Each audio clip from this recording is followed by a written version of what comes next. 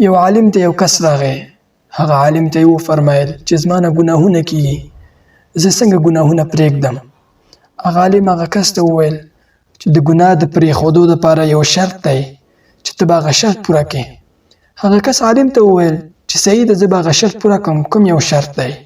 هغه عالم هغه ګناهګار کس ته وویل چې یو پیاله شیدې تا ته درکوم، دا به وړې هغه ځای ته به یې رسې، په داسې یو شرط چې په لاره کې درنه یو قطره هم توی نه شي.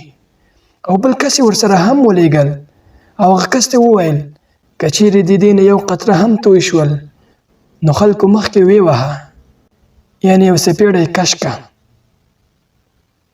دا کوم ګناهګار کس چې دا پیاله یې واخیستل او آرام آرام سره تلو، بل ځای ته یې نه کتل، دې وجې نه چې زه خلکو مخکې ونه شرمېږم، یعنې زما نه دا شیدې توی نه شي او خلکو مخکې مې ونه وهي.